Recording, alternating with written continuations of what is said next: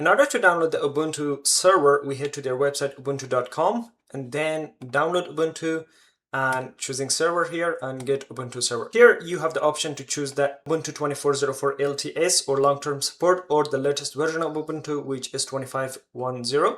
But before we download this, I can show you how you can get the Ubuntu Pro for free. You don't have to pay it. So if you click on get Ubuntu Pro and then go get Ubuntu Pro now, you see you do have the options, two options here. If you choose the My Organization, it's going to charge you $500 yearly.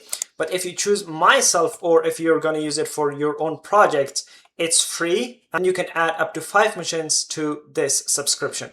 And then once you choose that, make sure to register, create an account and verify your account.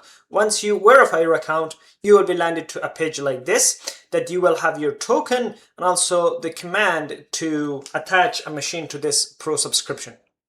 As you can see, I have 5 machines. I just created an account and now we can go and download the Ubuntu server. Heading back to the server and then get Ubuntu server. Here I'm going to go with the long-term support version, although I would be able to download the Ubuntu latest version, but since we're looking for a stable version for this NAS, I'm going to go with the Ubuntu 24.04 for long-term support.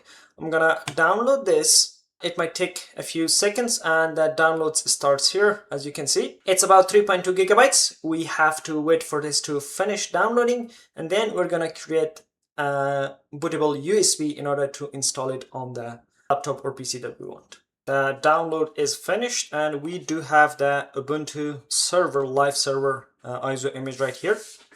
Next, plug your USB drive and attach it to your PC, or if you're using a laptop. Once you have attached your USB drive to your PC, you can go to the website called rufus.ie. I will put the link in the description as well. And you can choose the language here and you scroll down and you will be on the download section.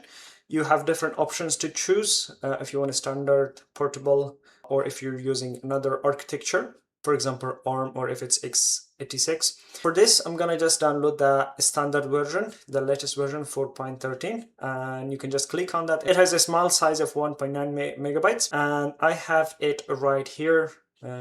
Then you're gonna just double click on it, and then it's gonna automatically choose the drive that is attached to your PC. Since I previously installed Kali Linux on a Chromebook, its name is Kali Linux, but it would be whatever name your USB drive have. And then we're gonna choose disk or ISO image here, select, and then we can choose the Ubuntu live server, click open, and the rest we're gonna just keep it as it is. I don't need to change anything. Just click it start. Or if you want to go through and change anything, you do have the option to, but for me all is okay. Just click start. It's gonna say that image you have selected, ISO hybrid image. This means that it can be written either in ISO image mode or DD image. ISO image recommended, okay.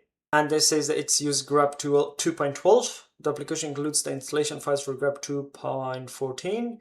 I'm gonna say yes, and now it's gonna give us a warning that whatever you have inside your USB drive, it will be wiped out. So if you have anything important, make sure to back it up first and then click OK. And now it's gonna create a bootable USB for the Ubuntu server.